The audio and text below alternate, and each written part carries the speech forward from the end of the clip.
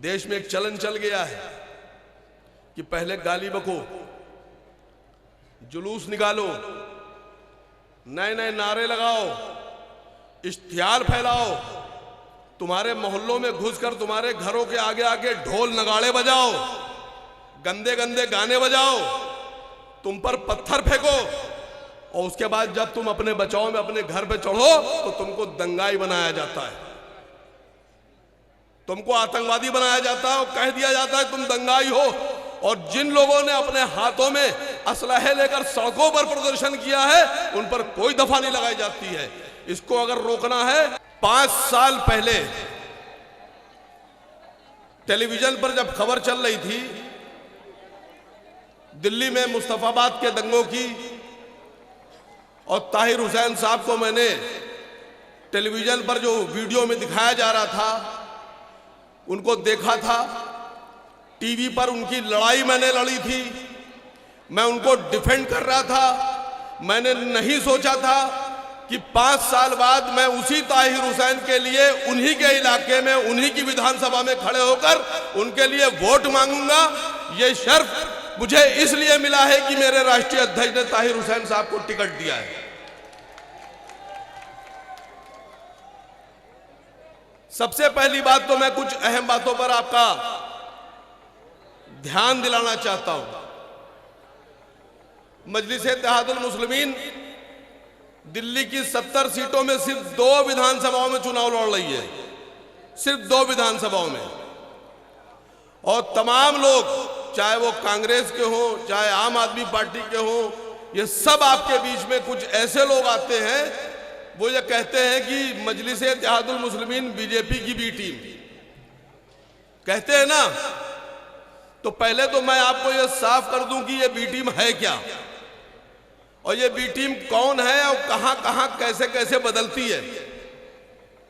अभी कुछ दिन पहले हरियाणा में चुनाव हुआ तो हरियाणा में भारतीय जनता पार्टी की बी टीम आम आदमी पार्टी और केजरीवाल। गुजरात का जब विधानसभा चुनाव हुआ तो कांग्रेस ने कहा कि अरविंद केजरीवाल और आम आदमी पार्टी भारतीय जनता पार्टी की बी टीम। जब बंगाल में चुनाव हुआ तो ममता बनर्जी ने कहा कि राहुल गांधी और कांग्रेस पार्टी भारतीय जनता पार्टी की बी टीम।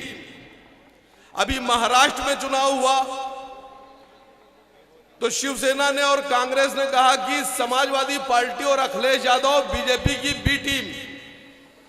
मध्य प्रदेश का जब चुनाव हुआ तो मध्य प्रदेश में कांग्रेस के प्रदेश अध्यक्ष कमलनाथ ने कहा और उत्तर प्रदेश के अध्यक्ष अजय राय ने कहा कि मध्य प्रदेश में भारतीय जनता पार्टी की बी टीम अखिलेश यादव और समाजवादी पार्टी।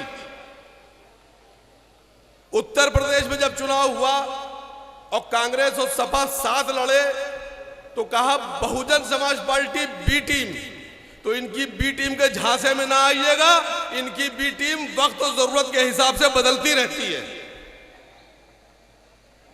मजलिस-ए-इत्तेहादुल मुस्लिमीन हमारी और आपकी आवाज है।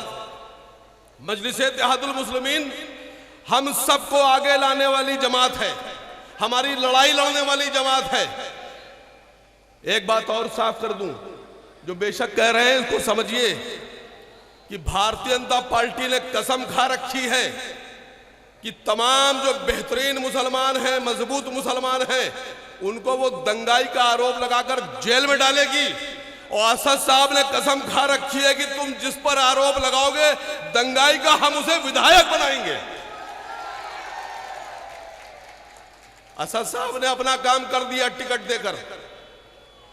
असद साहब ने आपके बीच में अपना उम्मीदवार बनाकर भेज दिया है, लेकिन अब उस उम्मीदवार को अपना कीमती वोट देकर विधानसभा में बिठाने की और पहुंचाने की जिम्मेदारी किसकी है? सिर्फ 4 लोगों की नहीं, जब सब बोलेंगे तब मानूंगा। विधानसभा भेजने की जिम्मेदारी किसकी है? भेजेंगे। आज अभी यहां आने से पहले मैं टेलीविजन पर आज तक की डिबेट में था। बात बताना इसलिए जरूरी है कि बात आप तक पहुंचना चाहिए। बात आपके इलाके की हुई। टेलीविजन पर मैंने ये सवाल पूछा आम आदमी पार्टी की प्रवक्ता बैठी थी। मैंने उनसे कहा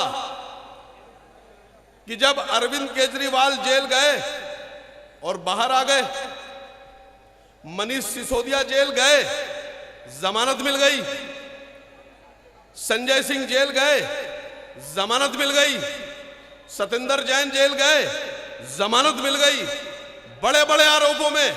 तो अरविंद केजरीवाल और आम आदमी पार्टी अपने सभी नेताओं के साथ पूरी शिद्दत और ताकत के साथ खड़ी थी। तो जब अरविंद केजरीवाल संजय सिंह के साथ खड़े हो सकते हैं, सत्येंद्र जैन के साथ खड़े हो सकते हैं, मनीष सिसोदिया के साथ खड़े हो सकते हैं, तो सारा गुनाह और सारा परहेज ताहिर हुसैन से क्यों? इसलिए कि ताहिर हुसैन आपके भाई हैं, ताहिर हुसैन मुसलमान हैं, और ताहिर हुसैन के साथ ना खड़ा होकर अरविंद केजरीवाल ने यह साबित कर दिया है कि वो सिसोदिया राजवंश के ठाकुरों के साथ खड़े हो सकते हैं, उत्तर प्रदेश के ठाकुर के साथ खड़े हो सकते हैं, बनियों के साथ खड़े हो सकते हैं, जैनों के साथ खड़े हो सकते हैं, लेकिन मुसलमान के साथ नहीं खड़े हो सकते। तो आपको पता है जवाब क्या मिला? क्या जवाब मिला? ये जवाब मिला, प्रियंका जो कक्कड़ उनकी चीफ स्पोक पर्सन है, वो कहने लगी कि आपके राष्ट्रीय अध्यक्ष ने एक दंगाई को टिकट दिया है। अब आपको यह बताना है कि ताहिर हुसैन दंगाई हैं या विधायक बनेंगे। ये लड़ाई खाली विधानसभा की नहीं है, ये लड़ाई मुस्तफाबाद के सिर्फ मुसलमानों की नहीं है, ये लड़ाई हिंदुस्तान के मुसलमानों की है, हमारे आने वाले नस्लों की है, हमारे बच्चों की है। सारी पार्टियों ने मिलकर कसम खा ली है, सब पार्टियों ने मिलकर कसम खा ली है कि अगर सबसे ज्यादा जुल्म किसी पे किया जा सकता है तो वो मुसलमानों पे किया जा सकता है। आपको बताएं क्या ताकत है आपकी पॉलिटिकल एम्पावरमेंट की? जो सियासी ताकत होती है उसकी ताकत को समझिए। ताहिर भाई 5 साल पहले जेल गए थे, क्या 5 साल में कभी जमानत मिली उन्हें? 5 साल में आपने देखा उन्हें?